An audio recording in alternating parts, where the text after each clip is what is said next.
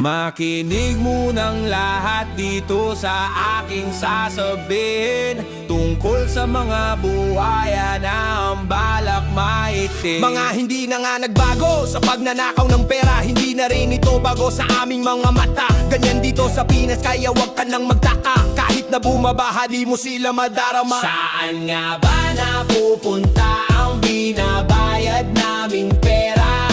Para sa bulsa ba o sa bagong mong asyen? Saan nga ba napupunta ang binabayad naming pera? Para sa bulsa ba o sa bagong mong asyenda? Mga nagbibingi-bingihan tong mga nakaupo, gagawa ng paraan para kami ay mauto. Di usapan kung magkano, di usapan kung paano. Ang gusto ko lang sabihin mga putang ina nyo. Saan nga ba napupunta ang binabayad naming pera?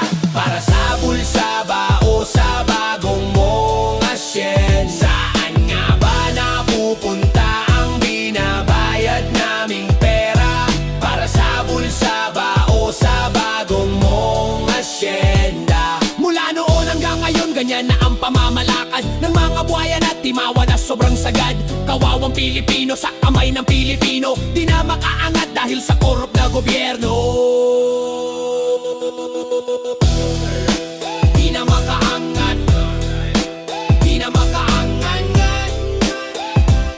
Dahil sa korup na gobyerno, walang pagbabago, di makaangat.